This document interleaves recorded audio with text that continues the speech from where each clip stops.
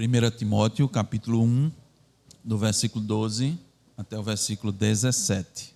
Diz a suficiente palavra de Deus. Sou grato para com aquele que me fortaleceu, Cristo Jesus, nosso Senhor, que me considerou fiel, designando-me para o ministério, a mim que noutro tempo era blasfêmio e perseguidor e insolente.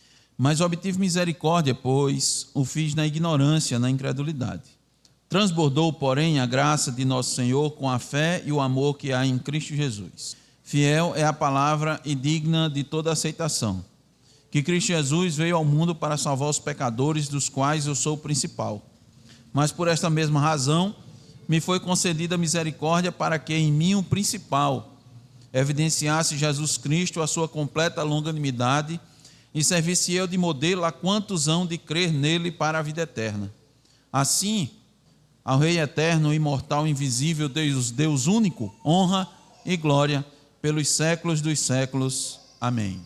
Oremos. Senhor Deus bendito, concede-nos nesse instante, ó Deus, de transmitir a Tua palavra, Senhor, com toda fidelidade e com a autoridade, ó Deus, que emana dela mesmo e de Ti, ó Deus.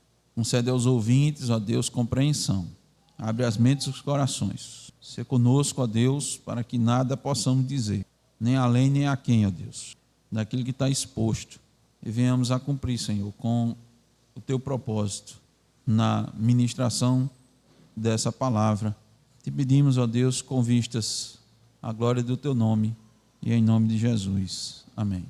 Manifestações da graça de Deus na vida do pecador. Parte 2. Vou repetir. Manifestações da graça de Deus na vida do pecador. Irmãos, no primeiro sermão que expomos desse texto, nós mostramos que há uma relação direta entre o combate aos falsos ensinos, o combate aos falsos mestres e o ministério do apóstolo Paulo. Porque esta era uma das grandes preocupações do apóstolo Paulo com esta igreja de Éfeso, razão pela qual ele rogou a Timóteo que ficasse em Éfeso. Mais uma vez, lembro aos irmãos, lá na passagem de Atos, capítulo 20, que Paulo chamou os presbíteros de Éfeso e disse que tinha certeza que quando ele saísse de lá, os irmãos sabem que ele passou praticamente 3 anos nessa igreja, iriam adentrar lobos, que não iriam poupar um rebanho. O apóstolo Paulo, com todo o cuidado, com todo o zelo pela alma daqueles irmãos, Paulo muito ciente do preço que custou a alma daqueles, a morte de Cristo Jesus, seu sangue vertido, extremamente preocupado com o estrago que ocorre numa igreja quando ela absorve falsos ensinos, o que não é difícil, não é difícil. Ora, imagina os irmãos, uma igreja que passou 3 anos sendo ensinada de dia e de noite, publicamente e privadamente. Paulo ia nas casas dos irmãos, os visitava, os instruía. Se Paulo estava preocupado com os falsos ensinos, imagine nós não devemos estar preocupados com a nossa igreja, com a nossa vida, com a vida dos nossos irmãos, com a vida dessas crianças, desses pequenos que estão aqui. Por isso que Paulo, com essas palavras aqui, com esse parágrafo da sua carta, ele dá a Timóteo a possibilidade de fazer um paralelo entre os falsos mestres e um verdadeiro mestre que era ele, seu pai espiritual.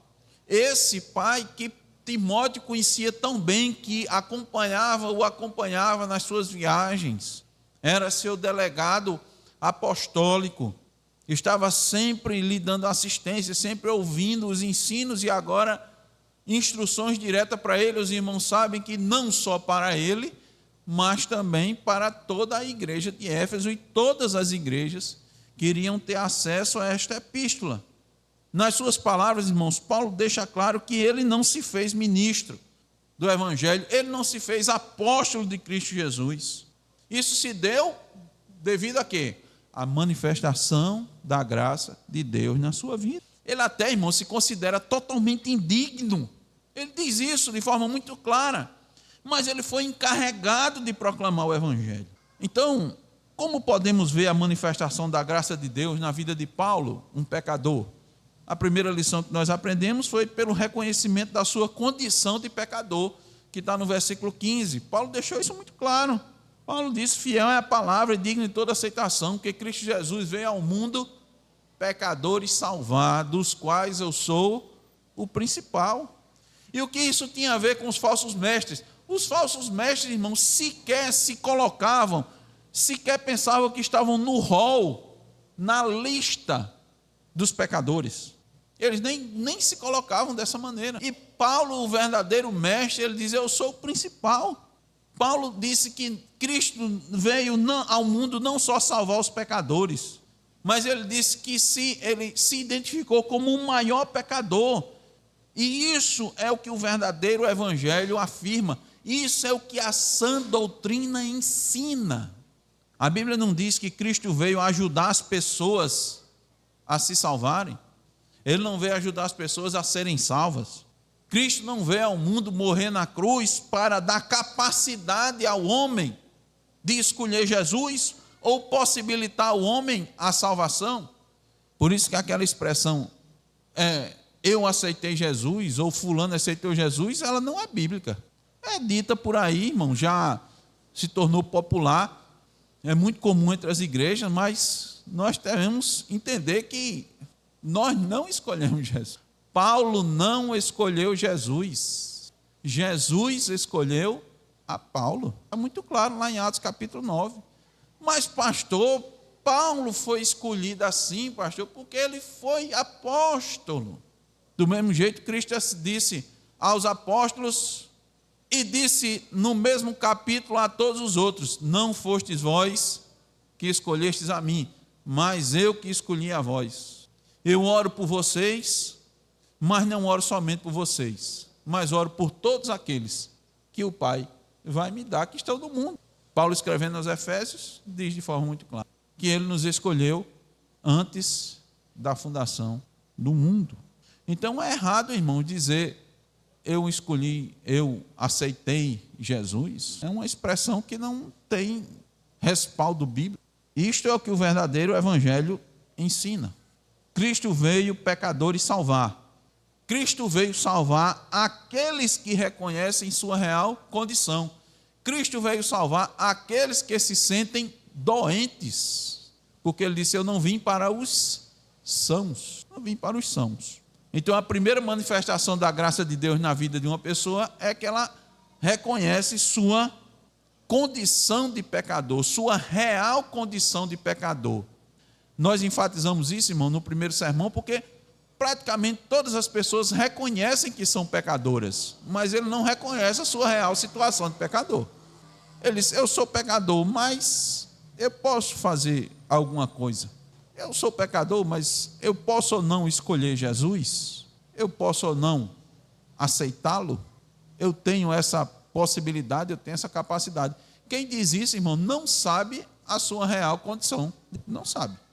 A outra lição que aprendemos de como podemos ver a manifestação da graça de Deus é pelo reconhecimento da sua miséria.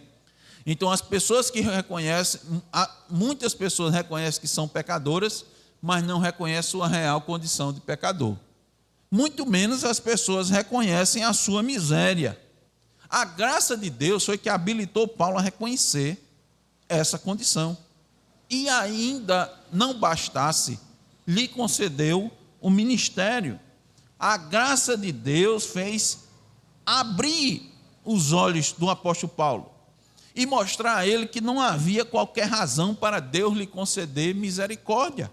Ele era uma pessoa zelosa, mas zelo sem entendimento. Ele era um religioso. Os irmãos sabem que na visão, na perspectiva daquela época, ele mesmo disse que era uma pessoa irrepreensível, não tinha quem pudesse lhe confrontar, mas a graça, quando alcançou a sua vida, ele reconheceu a sua miséria. Paulo, antes da graça de Deus, tinha Cristo como um impostor. Ele não tinha qualquer compaixão pelos discípulos de Cristo. Ele era blasfemo, perseguidor, insolente. Só a graça, irmãos, para lhe fazer compreender isso. Senão, até o fim da sua vida, ele iria continuar perseguindo a igreja, perseguindo Cristo Jesus, fazendo mal, sendo cruel para com aqueles que seguiam a Jesus Cristo. Nós continuaremos mostrando aos irmãos, com base nos textos bíblicos, que a graça de Deus se manifesta de diversas formas na vida de um pecador. A primeira foi reconhecendo a sua real condição de pecador, a segunda, reconhecendo a sua miséria, e a terceira, que nós veremos hoje, é que nós identificamos a graça de Deus manifesta da vida de uma pessoa por meio da sua gratidão. Por meio da sua gratidão. Vamos ler novamente o versículo 12. Sou grato para com aquele que me fortaleceu. Cristo Jesus, nosso Senhor, que me considerou fiel, designando-me para o ministério. Então, uma clara manifestação da graça de Deus na vida de uma pessoa é a gratidão.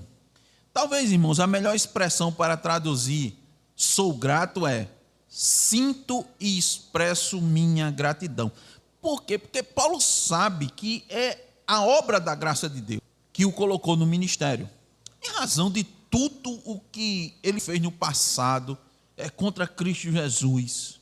Mas não só isso, irmãos, como também porque Paulo sabe que ninguém pode se fazer ministro. Paulo tem aqui um duplo motivo de gratidão. E nós vamos ver que todos nós também temos um duplo motivo, não só o apóstolo. Por quê, irmãos? Porque quando a graça de Deus nos alcança, e a melhor coisa que acontece nas nossas vidas, nós temos um maior motivo de gratidão. Mas Deus, irmão, não só nos salva. Temos buscado mostrar isso aos irmãos. Deus tem sempre, irmãos, para os seus, para aquele que Ele chama, para aqueles que Ele arregimenta. Ele tem missões, Ele tem tarefas específicas. Porque, irmãos, é por meio da igreja que a graça de Deus é manifesta ao mundo. Quando expomos na epístola de Pedro, nós vimos, irmãos, que os anjos estão lá do céu. Pedro nos revela isso, irmãos, lá do céu, olhando lá de cima. A gente sempre coloca o céu, né, na parte de cima, olhando lá de cima para ver a igreja, observando, sabe o quê? A graça de Deus na vida de pecadores, como Paulo, como eu e como você. A igreja, irmãos, é a vitrine de Deus para o mundo.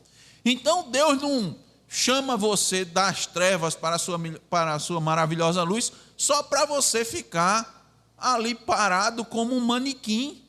Ele lhe dá, irmãos, tarefas. Ele lhe dá novo propósito de vida, Ele lhe dá missões, Ele lhe coloca em determinado lugar, para você ali cumprir com a sua vontade.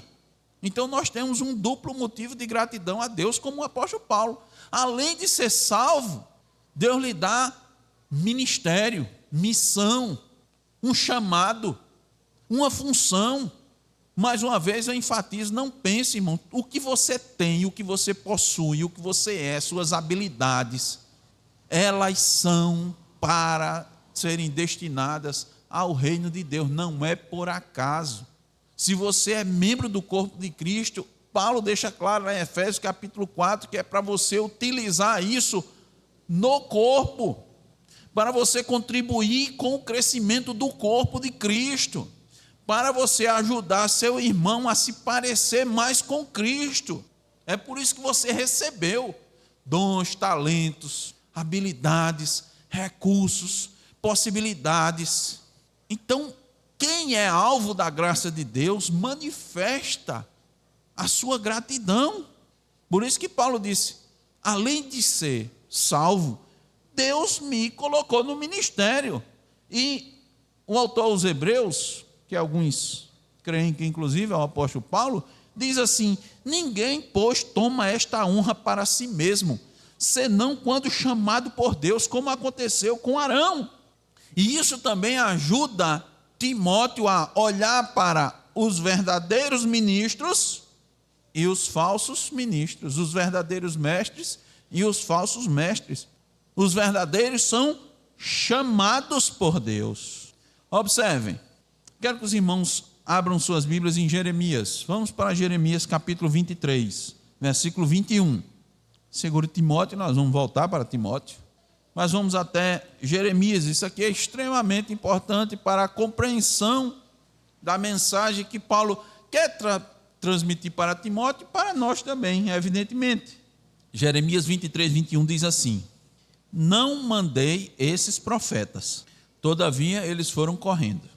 Não lhes falei a eles, contudo, profetizaram. Eu quero destacar, irmãos, 3 importantes aspectos nesses versículos, que retratam bem os nossos dias. Como assim retratava bem os dias do apóstolo Paulo? Vejam comigo. Primeiro aspecto, nós precisamos entender que há profetas que não foram escolhidos nem enviados por Deus. Jeremias deixa claro aqui: não mandei esses profetas. Jeremias está dizendo que Deus está dizendo: tem profeta que eu não mandei, eu não escolhi. Por que elas estão atuando? Porque elas foram enviadas pelos homens, não por Deus. Elas são encorajadas pelos homens, não por Deus. Existem, irmãos, prestem bem atenção nisso, existem pessoas que de fato têm características de profetas, mas não foram escolhidas por Deus, foram escolhidas pelos homens. Prestem bem atenção, quando é que isso acontece? Tanto no Antigo Testamento como no Novo Testamento. Deus capacita de tal maneira que as pessoas veem isso, e normalmente, como digo no Novo Testamento, a igreja escolhe aqueles que Deus capacita, porque Deus já os escolheu. A igreja faz o quê? Somente confirma a escolha divina. Deus chamava um profeta e o povo sabia que aquele era profeta. Tem um versículo bíblico que diz assim: bem vejo que és profeta. Por quê? Precisaram vir um reconhecimento. Aquela pessoa estava falando da parte de Deus. Eu vejo que você é profeta. Deus lhe capacitou para isso, Deus lhe deu essa condição, Deus lhe fez falar. Mas tem pessoas, irmãos, que parecem profetas, parecem mestres, mas não são. Há ministros que têm características de ministros, mas não foram escolhidos por Deus. Os homens foram e lhe escolheram. Lembra de Jeroboão, que escolheu os seus próprios sacerdotes? Eles foram escolhidos e estabelecidos por homens, não por Deus. Essas pessoas são encorajadas pelos homens, e essas pessoas realmente acreditam que são ministros de Deus. Muitos acreditam que são consagrados e vão atuar como tais. Veja, irmão, não basta que as pessoas sejam empenhadas nas questões religiosas, não basta que a pessoa tenha um chamado externo, que pode até ser confirmado por uma igreja. É necessário que o próprio Senhor lhe faça o chamado interno. Aí, como eu lhes disse, Deus lhe chama, lhe capacita, e a igreja o que é que faz? Confirma isso. É por isso que Deus antes qualifica e dá dons, coloca a sua palavra na sua boca, inclina seu coração para anunciar. Os falsos mestres, os falsos profetas, os falsos ministros não têm missão nem comissão do Senhor, nem foram enviados com qualquer mensagem do Senhor. Então veja, Jeremias 23, 21 diz: não mandei esses profetas.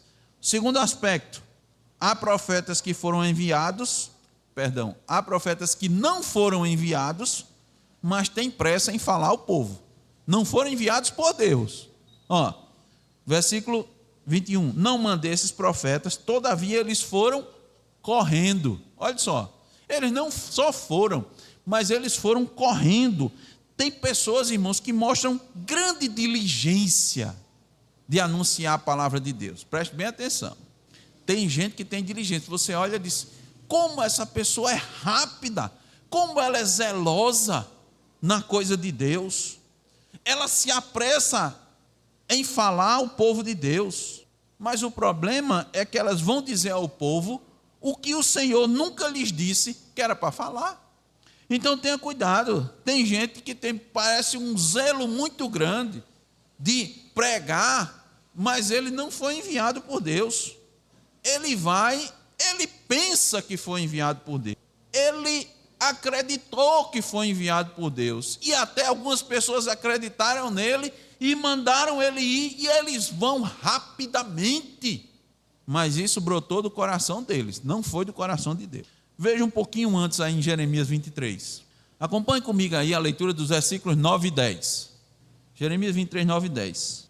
Acerca dos profetas: o meu coração está quebrantado dentro de mim, todos os meus ossos estremecem. Sou como homem embriagado e como homem vencido pelo vinho, por causa do Senhor e por causa das suas santas palavras. Olhe, porque a terra está cheia de adúlteros e chora por causa da maldição divina. Os pastos do deserto se secam, pois a carreira dos adúlteros, quem são esses adúlteros, irmãos? São os profetas, é má, e a sua força, seus esforços, não é reta.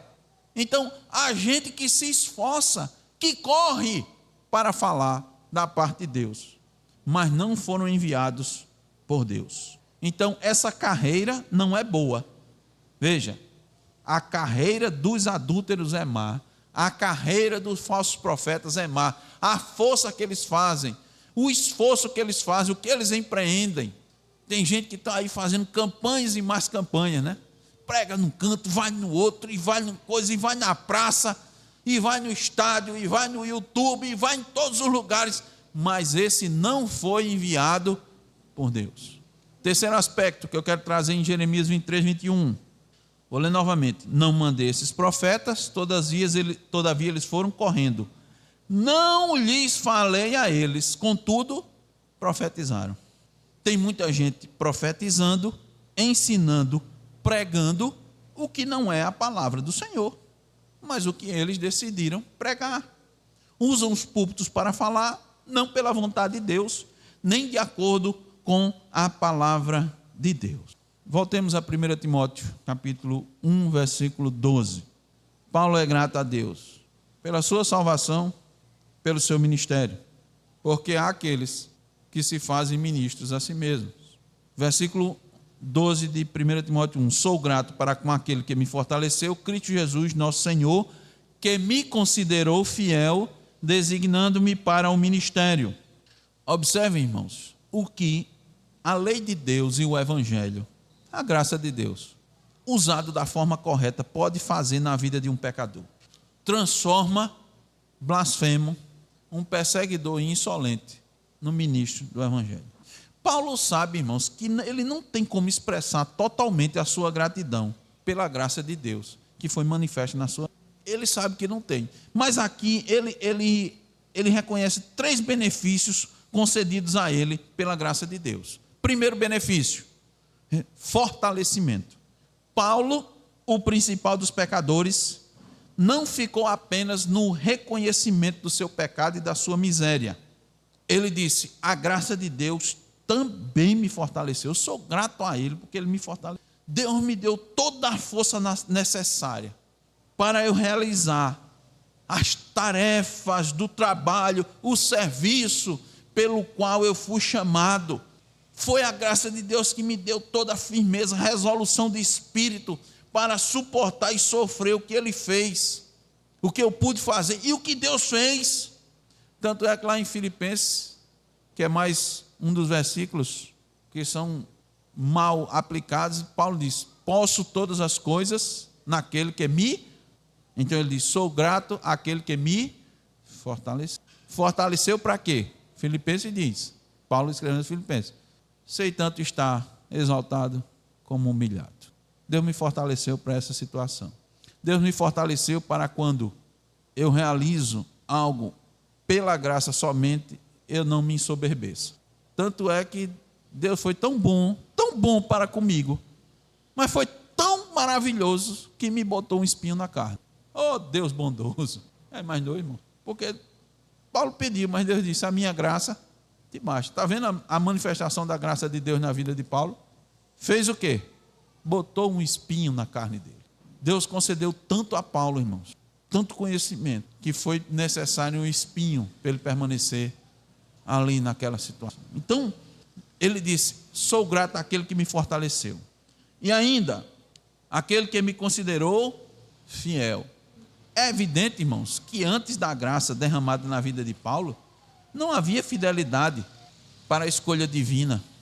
Muito menos Paulo foi assim porque Cristo previu que ele ia ser fiel. Ele disse, não, ele foi escolhido porque Deus previu que depois que a graça fosse derramada na vida dele, ele ia ser fiel. Tem gente que interpreta desse jeito.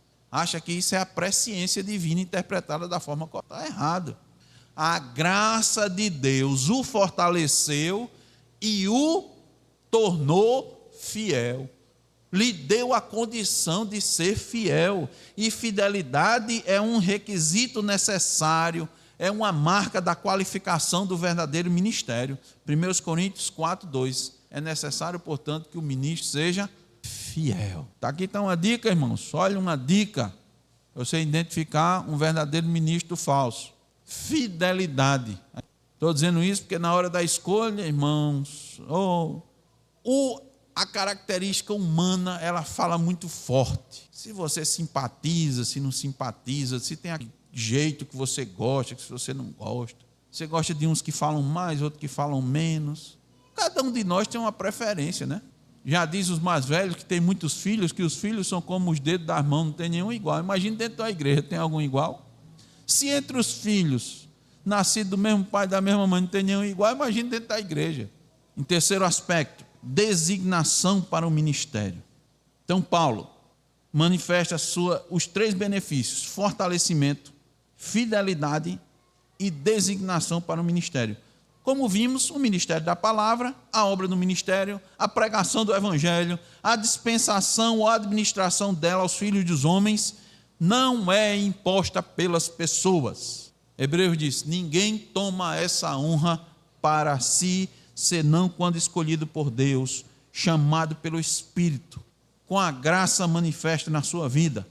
Em outras palavras, irmãos, Paulo está dizendo, conforme Hendrickson, dou graças a Cristo Jesus, meu fortalecedor, que em sua soberana misericórdia me considerou digno de confiança, sem olhar para o que eu pessoalmente fui, mas para o que sua graça fez em mim, e de conformidade com o seu propósito, me designou para o ministério do ofício apostólico. Dá para enxergar, irmãos, a manifestação da graça de Deus na vida desse pecador. O que é que ele faz? Ele dá graças a Deus. Ele manifesta gratidão. Paulo atribui tudo à graça e à misericórdia de Deus na sua vida, que é um grande contraste com os falsos mestres, que se gabavam de ter conhecimento da lei, das coisas que eles afirmavam. Os falsos mestres, irmão, nem foram escolhidos, muito menos enviados por Deus para ensinar, mas estavam lá fazendo isso, como Jeremias denunciou. Eu não os escolhi, mas eles estão lá profetizando, e são rápidos e são ligeiros. E eu pergunto, irmãos, você atribui tudo na sua vida à graça de Deus? Você também faz como o apóstolo Paulo? Reconhece que Deus tem o fortalecido, que o tem fortalecido, tem lhe suprido com forças para enfrentar as dificuldades e vencer? Paulo, irmãos, não esqueceu de agradecer, porque sabe que sua vida mudou radicalmente depois que a graça lhe alcançou. Antes ele não sabia, mas ele estava condenado. Antes ele pensava ser um forte, mas era um fraco. O que é que Paulo pensava de si mesmo, irmãos? Paulo tinha uma formação religiosa e educacional invejável, não é verdade? Invejável. Paulo não devia nada, irmãos, a ninguém. Ganhou tanta notoriedade que ia até a sinagoga e pegava cartas de autorização, o sumo sacerdote. Pensava ser forte, era um fraco. Ele só foi fortalecido agora. Seu encontro no caminho de Damasco manifestou sua fraqueza. Caiu por terra, ficou cego, passou a ser guiado por outros. Quem era Paulo, irmãos? Paulo, o destemido. Paulo que saía atrás dos discípulos de Cristo Jesus, não só na sua cidade, mas em outras cidades, em outros locais, distantes do Império Romano, um destemido, passou a ser guiado pelos outros, cego, lá, fraco. Eu pergunto, você lembra, irmão, quando Cristo foi ao seu encontro no caminho de Damasco? Você lembra de quando seus olhos lhe foram abertos? Você lembra disso ou não? Tanto tempo, pastor, foi bom, né? Foi importante, mas não lembro direito, não. Lembra não. Paulo nunca esqueceu, irmãos, desse momento da sua vida. Nunca esqueceu quando ele enxergou sua fraqueza. Ele era insolente. Você não lembra não? Ou será que você sequer passou por essa situação? Sequer de fato teve esse momento? Não, eu estou na igreja assim o tempo todo, desde criança, faz muito tempo. Do mesmo jeito assim, né? Tá bom, né?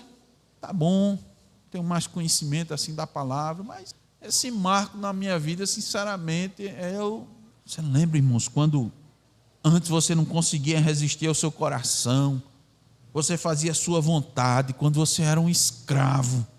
Você não tem dado graças a Deus por isso, não.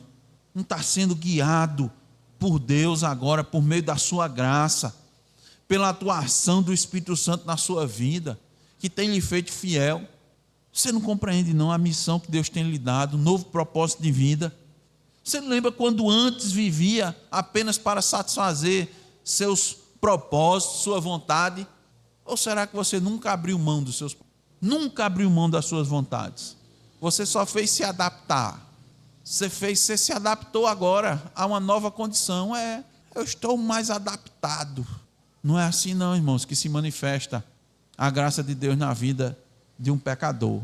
Ele dá graças a Deus. Ele reconhece, irmãos, aquilo que Deus fez na sua vida por meio da gratidão. Mas também, não só pela gratidão, ele também manifesta louvor. A quarta lição que vemos nesse texto, nós vemos a manifestação da graça de Deus na vida de um pecador por meio do seu louvor. Versículo 17. Assim, ao Rei eterno, imortal, invisível, Deus único, honra e glória pelos séculos dos séculos. Amém. Uma das claras manifestações da graça de Deus na vida de um pecador é que ele dá glória somente a Deus. Ele louva somente a Deus pela graça que lhe foi outorgada. Paulo perfeitamente manifesta isso, irmão, na sua vida. Ele sabe qual é a sua real situação. Ele sabe que a grandeza do seu pecado fez com que a graça e a misericórdia de Deus se revelassem superabundantes na sua vida. Ele tem a clara noção de que esta graça atingiu e ainda vai atingir de modo transbordante todos os eleitos. Ele sabe que essa graça vem atuando desde Adão e é concedida sem medida. Foi designada antes da fundação do mundo, segundo o beneplácito da sua vontade, para louvor da glória de sua graça, que foi concedida gratuitamente no amado. Paulo sabe disso, por isso que ele louva a Deus. Ele sabe que não fez nada, que ninguém fez nada. Ele sabe que toda a humanidade estava condenada ao inferno. Qual a conclusão? Louvor, glória somente a Deus. E saiba, irmãos, que toda manifestação da graça de Deus derramada na vida de um pecador é para a sua glória, não é para o homem. A glória não pode ser tomada do homem. Paulo entende isso muito bem. Por isso ele dá louvor a Deus na conclusão desse parágrafo. Ao contrário dos falsos mestres que buscavam louvor para si mesmos, com sua arrogância, em expor a lei de Deus, em colocar palavras, muitas vezes assim, difíceis, e fazer as suas explicações para as pessoas, para arrancar dos lábios das pessoas o louvor, o reconhecimento da sua capacidade, da sua oralidade, do seu conhecimento. Só que eles falavam daquilo que não conheciam, com enorme convicção. Paulo louva somente a Deus. Por quê? Porque ele sabe que Deus pegou um homem que servia como o maior instrumento de perseguição à igreja, que tinha como objetivo maior acabar com a igreja, num exemplo para a igreja. Olha o versículo 16. Mas por esta mesma razão me foi concedida misericórdia, para que em mim o principal evidenciasse Jesus Cristo a sua completa longanimidade e servisse eu de modelo a quantos hão de crer nele para a vida eterna. Deus pegou uma pessoa que queria acabar com a igreja, e transformou ele em exemplo e modelo para a igreja. Ele sabia disso. O que foi que ele fez? Deu graça somente. E o que ele diz de Deus, irmãos? No versículo 17, vamos ver novamente. O que ele diz de Deus? Assim ao Rei eterno. Paulo estava limitado pelo tempo, pela sua estrutura, pela sua fraqueza. Mas o Deus eterno, que não tem qualquer limitação temporal, o Deus das eras, dirigiu essa criatura para o alvo que ele mesmo havia determinado no tempo certo. Mas ele fez isso, na eternidade. Irmãos, bastou um brado, bastou uma luz brilhante no céu para levar Saulo de Tarso ao chão. Bastou isso, muita coisa não. Foi uma voz que veio do céu e uma luz. Deixou aquele homem destemido, cego, dependente dos seus semelhantes, fraco, limitado. Passou 3 dias sem ver, nem comeu, nem bebeu. Está lá em Atos 9:9. Foi necessário quem? Um enviado do Senhor, um discípulo chamado Ananias, para lhe impor as mãos e recuperar a vista. Ele lembra de tudo isso, irmãos. Tudo isso está na mente dele quando ele está escrevendo isso. Olha o que Deus fez por mim. Meu Deus, louvou a Ele, ao Rei eterno, imortal. Eu sou mortal. Eu achava que eu era alguma coisa. Aí o que Ele fez comigo? Me botou no chão, me botou lá no chão, com uma voz e com uma luz. Aí Ele fez, sabe o quê? Mandou um discípulo, aquele que é o tipo de pessoa que estava me perseguindo, que eu estava perseguindo, mandou para orar por mim, pôr as mãos. Senhor, louvor seja dado a ti, tu mandasse esse... Meu Deus, eu estava perseguindo esse homem, e ele vinha aqui me abençoar. Senhor, louvor a ti. Eu não pensava, como eu ia pensar numa coisa dessa? Eu pergunto, meu irmão, você tem dado graças a Deus pelo Ananias ou pelos Ananias que Deus tem enviado para abrir seus olhos? Você tem dado graças a Deus? Tem agradecido a Deus por isso? Por aquelas pessoas que são mandadas por Deus, tem estendido a mão para lhe ajudar, para fazer você enxergar a verdade, para declarear a mente. Então você acha, não, eu e tudo sozinho, já entendi. Olha, dou graças a Deus pela mente que Ele me deu, viu? Não é todo mundo. Dá graças a Deus pelos Ananias, pelas pessoas que estão em volta de você, que Ele faz você entender melhor a Escritura. Paulo louvou ao Rei eterno que no tempo certo, naquele momento da história, na sua vida, naquela circunstância preparada por Ele mesmo, lhe concedeu enxergar tudo aquilo, irmão. Nada foi por acaso. Aquilo dali foi preparado por Deus. Quando? Sabe quando? No tempo. Paulo sabe disso. É por isso que ele está dando glórias a Ele, ao Rei eterno, imortal, invisível, Deus único. O eterno, irmãos, é aquele que jamais muda. Paulo sabia disso. Nunca se cansa, não se fatiga, tem sempre reservadas suas bênçãos, suas forças direcionadas para o seu povo. Ele proveu tudo para que Saulo de Tarso se tornasse o apóstolo Paulo. Por isso que Paulo louva a Deus pela manifestação da graça divina na sua vida. Paulo, irmão, não precisou vê-lo fisicamente para crer, pois a graça o concedeu fé. Pela graça sois salvos por meio da fé. E isto não vem de vós, isso não vem de mim, eu dou graças a Deus por isso. Paulo viu o Deus invisível pela fé, tal qual Moisés, como diz lá em Hebreus 11:27, como quem vê aquele que é invisível. O versículo 17, irmãos, é uma doxologia. Doxologia é uma expressão de louvor, de um mais alto louvor a Deus. E Paulo, irmão, não tinha condições de compreender a imensidão da graça que lhe foi concedida.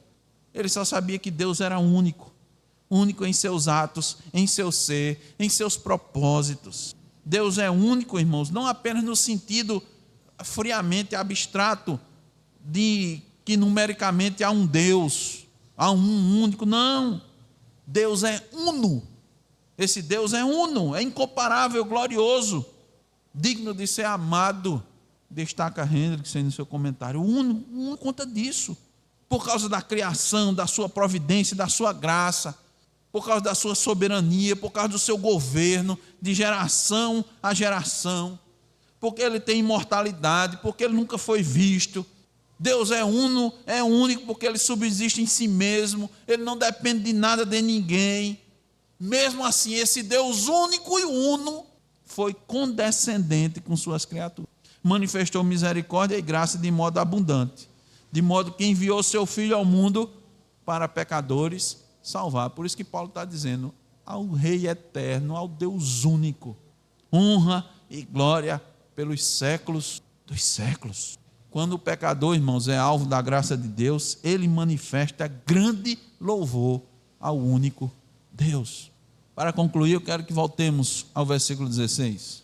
Mas, por esta mesma razão, me foi concedida misericórdia, para que em mim o principal evidenciasse Jesus Cristo, a sua completa longanimidade, e servisse eu de modelo a quantos hão de crer nele para a vida eterna. Stott diz, irmãos, que embora a conversão de Paulo tenha tido muitas características excepcionais, a luz no céu, a voz audível, a queda no chão, a cegueira, pode ser considerada também um protótipo de todas as conversões subsequentes, porque foi uma demonstração da infinita paciência de Cristo. Eu diria, irmãos, em outras palavras, nós podemos dizer que foi uma demonstração da infinita graça de Deus manifesta na vida de um pecador, que é o mesmo para todos. Eu quero trazer duas importantes perspectivas nesse versículo 16 para concluirmos o sermão. Duas importantes perspectivas no versículo 16. A primeira, a esperança para qualquer pecador. Ouça bem, não importa que tipo de pecado você cometeu, ou em que quantidade, há esperança para todos aqueles que clamam por misericórdia. Paulo deixa claro isso. Paulo deixa claro que foi-lhe concedida a misericórdia. A misericórdia alcançou a ele. Ele mostrou, irmãos, que não havia qualquer razão para isso ser dado. Não havia qualquer razão para Deus manifestar misericórdia e graça para um blasfemo, perseguidor e insolente. Não havia qualquer razão para Deus ser misericordioso com alguém que perseguia o próprio Cristo. Deus ser misericordioso com aquele que perseguia seu filho e os discípulos do seu filho. Paulo disse: ninguém na minha época chegou aos meus pés, aos pés da maldade que eu cometi para com os filhos de Deus, porque eu consentia até com a morte deles. Mas há esperança para qualquer pecador, assim como houve esperança para o apóstolo. Porque se você está me ouvindo, é porque Deus está manifestando sua paciência. Se você está me ouvindo, Deus está lhe concedendo a oportunidade de arrependimento. E você pode ser alvo da clemência de Deus, da sua misericórdia. Se Cristo se compadeceu por Paulo, Ele pode se compadecer por você. Ele pode conceder misericórdia a você. Se você reconhece seus pecados, pede perdão, Deus pode, por Cristo Jesus, perdoar os seus terríveis pecados, sejam eles quais forem. Mas é preciso fazer como Paulo e reconhecer sua real condição de pecador e de miserável. Só quem se chega a Cristo como miserável obtém sua clemência. Não adianta achar-se menos pecador do que seu próximo, do que seu conhecido, do que seu amigo, do que seu vizinho, do que seu parente. É preciso você dizer: sou como Paulo, o principal pecador. Não mereço o perdão dos pecados, mas eu peço a Deus que me perdoe, pois creio que isto pode ser feito por meio de Cristo. Há esperança para você. Essa é a primeira perspectiva que nós vemos nesse versículo. A segunda é a perspectiva para quem foi alcançado pela graça de Deus. Torne-se um modelo, torne-se um exemplo da graça soberana manifesta na vida de um pecador. Evidencie a graça na sua vida, em contraposição à sua antiga maneira de viver, de modo que as pessoas se espelhem na sua vida, de modo que possam crer que é possível mudar, porque a verdadeira mudança não ocorre devido simplesmente à vontade das pessoas, mas começa com algo exterior ao indivíduo, que é a graça de Deus. Diga como Paulo: me foi concedida a misericórdia para que em mim, o principal, evidenciasse Jesus Cristo, a sua completa longanimidade, e servisse eu de modelo. Como podemos, irmãos, ver a manifestação da graça de Deus na vida de um pecador? Primeiro, pelo reconhecimento da sua real condição de pecador. Segundo, por meio do reconhecimento da sua miséria. Terceiro, por meio da sua gratidão. Quarto, por meio do seu louvor. Que nas nossas vidas, irmãos, manifestemos essa graça bendita. Amém. Vamos orar. Ajuda-nos, ó Senhor. Não temos forças nem condições em nós mesmos, mas assim como o apóstolo Paulo reconhecemos, que por meio da tua graça, Deus, o Senhor pode nos fazer, Senhor, como exemplos para todos aqueles que hão de crer em Cristo Jesus. Não nos deixe esquecer, ó Deus, da nossa real condição. Não nos deixe, Senhor, esquecer da nossa miséria, mas também que sempre esteja nos nossos lábios a gratidão e o louvor a Ti, pelo aquilo que Tu fazes. Manifesta, ó Deus, de forma abundante a Tua graça nas nossas vidas, na vida dos Teus eleitos. É o que nós Te pedimos, em nome de Jesus.